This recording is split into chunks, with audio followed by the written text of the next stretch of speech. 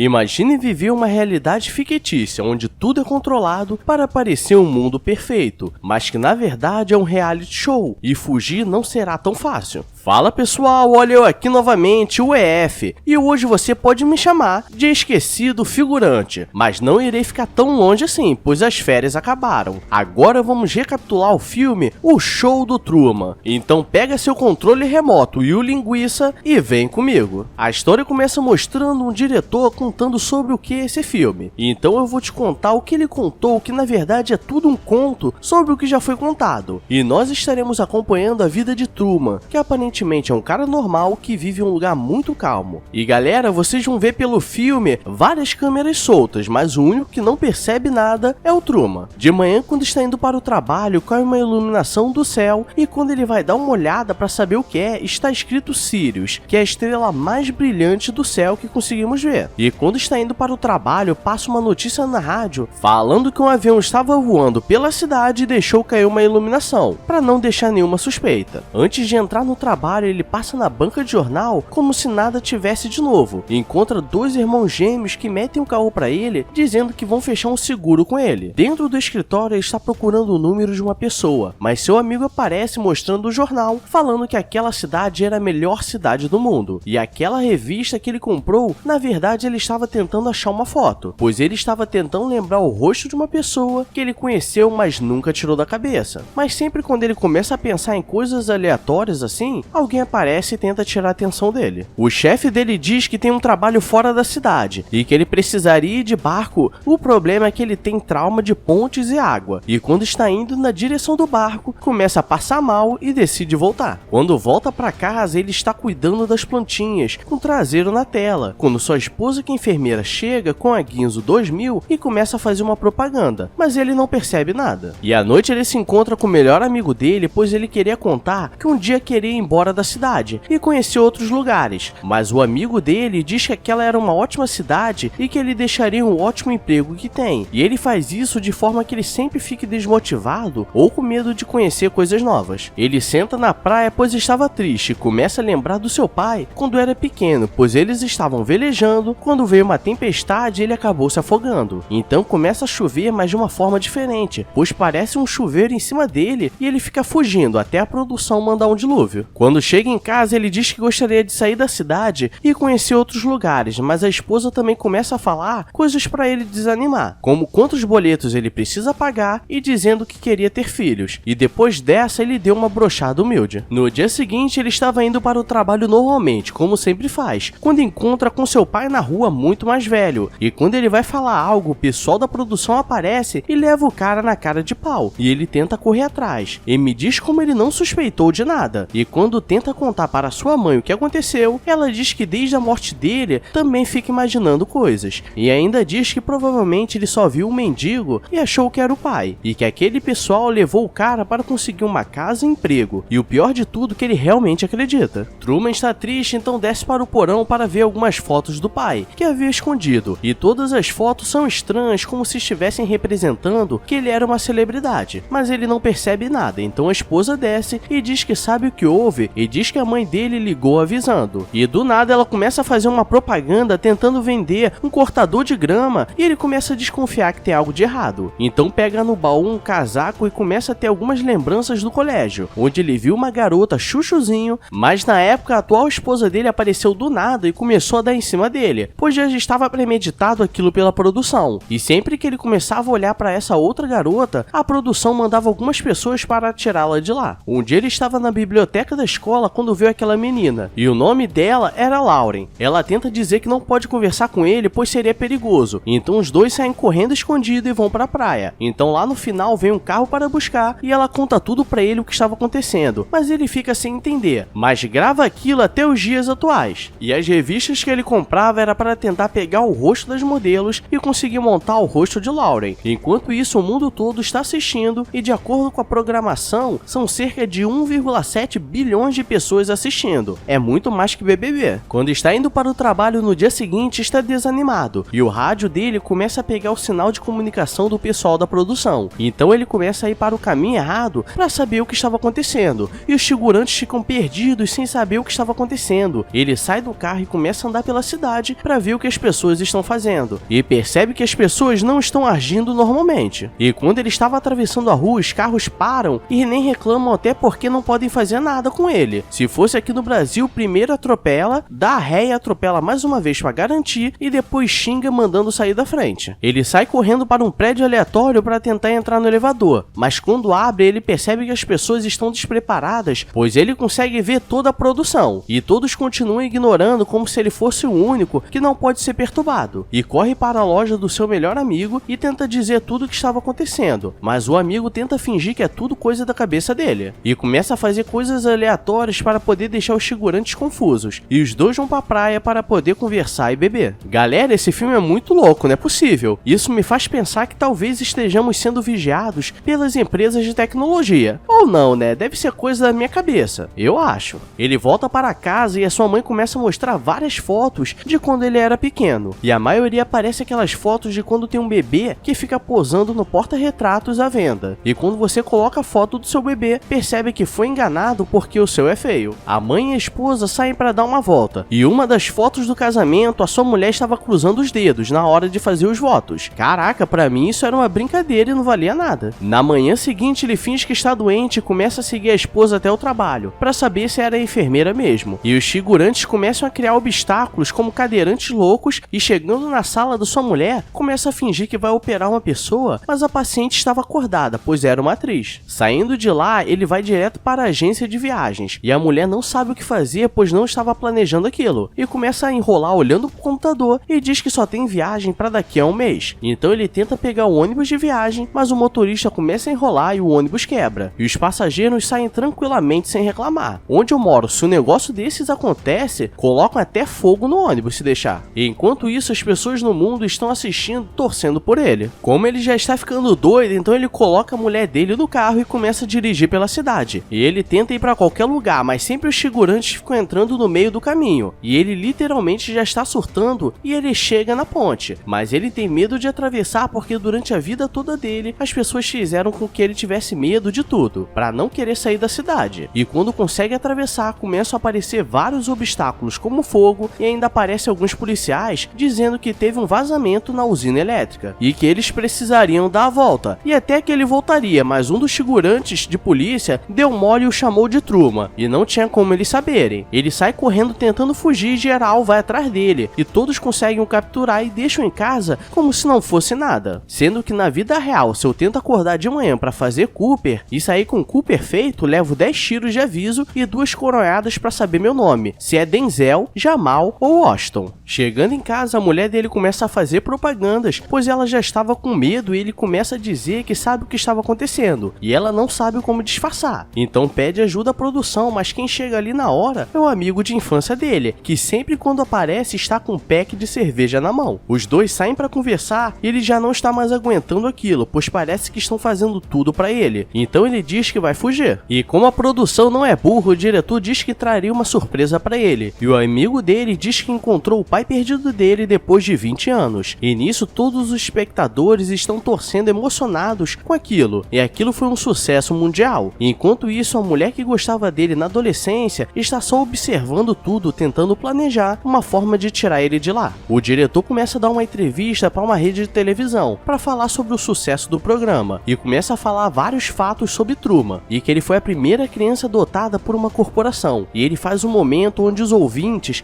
podem ligar e fazer algumas perguntas. E Lauren consegue falar e o diretor reconhece, dizendo que ela foi expulsa do elenco pois não seguiu as regras e quis se aproximar dele. No dia seguinte, Truman finge que está tudo bem, como se nada tivesse acontecido. Então vai pro trabalho, fala com o pessoal e chegando em casa ele vai dormir, pois estava cansado e vai dormir no porão. Então eles percebem que tem alguma coisa de errado, pois ele não se mexe, então manda um amigo dele para ver o que estava acontecendo e descobrem que ele fugiu. Então na primeira vez em 35 anos, o programa fica fora do ar, pois todos estão procurando pela cidade. Quando o encontro ele está velejando, sendo que ele tinha medo de água, por causa do que aconteceu com o pai, e todos começam a comemorar chegar, e como ele está chegando perto do fim do cenário, eles começam a jogar uma tempestade muito forte para ele ficar com medo e voltar. Mas mesmo assim ele continua e o barco bate na borda do cenário. E ele realmente vê que a vida dele era uma mentira e vem uma música triste ao fundo, e nesse momento nós damos aquela chorada de leve. No final ele encontra uma escada que leva até uma porta escura, e o diretor do programa começa a falar com ele como se fosse Deus,